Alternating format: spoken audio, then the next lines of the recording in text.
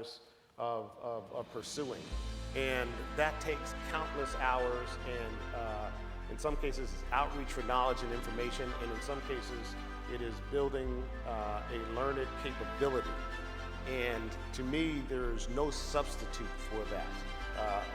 The gift of gab, there's no substitute for becoming an expert and being the best at your craft.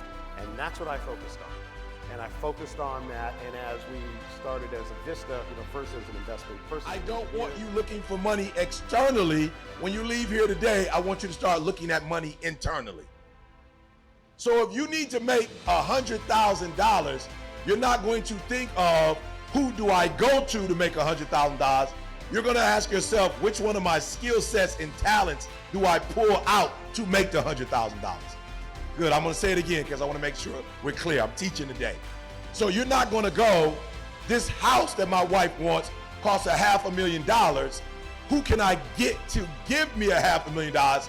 You're going to go inside and say, which gift do I have that I can unleash that's going to bring us that $500,000? Does that make sense? Good. So we're going to shift from working for somebody. Now, what I want you to do is put a date on it. Now, it doesn't have to, we good. There's no emergency. We don't got to get nothing done today. But put a date, a month, a day, and a time, and a year that you will no longer be working for somebody else. Write that down. All right, so what I need you to do for me is that when you say you are an entrepreneur, I need you to be careful. If it's you and your wife doing the business, then that's not the goal. The goal is for you to be a business and to have multiple streams of income. And even when you're not there, the company runs as well as or better than when you were there. Does that make sense? Right? So we're not chasing money anymore.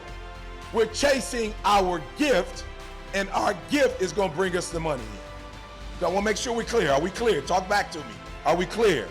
Good. So we're not going to go anymore. We're not going to start with $1 million. What we're going to start with is our gift, and our gift will bring us that $1 million. All right. I am an ATM machine. And the number one lesson I could offer you where your work is concerned is this: become so skilled, so vigilant, so flat out fantastic at what you do that your talent cannot be dismissed. Stop comparing yourself to other people.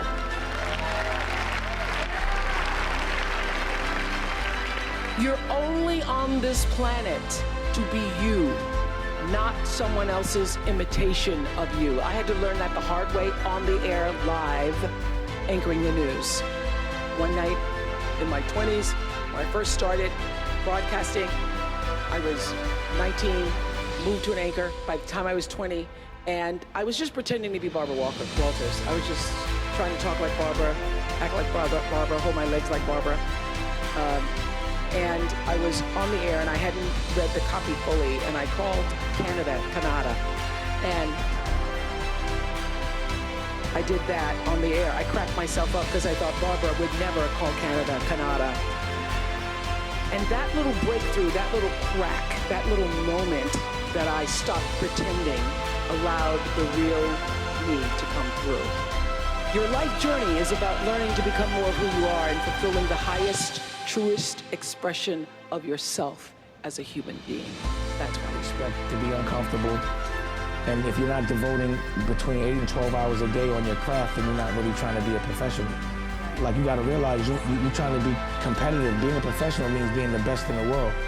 That doesn't just come with skill, that comes with discipline. That means you have to have a certain kind of work ethic. That means you're doing things that most won't. People really don't understand that. Like, they think they got skill, so everything's gonna come to them. Skill is actually like a curse.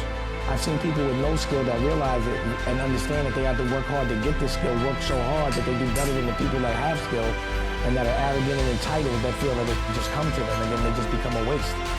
Having potential is bullshit if you don't realize it. It becomes corny. Like, you're the cool guy when you have potential, but like 10 years later, if you don't realize it, then you're the corny guy. You know what I'm saying? And I never want to ever be like that. My game was my biggest endorsement. What I did on the basketball court, my dedication to the game led to all this other stuff. Believe me, if I was averaging 2 points, 3 rebounds, I wouldn't sign anything with anybody. So my game did all my talking.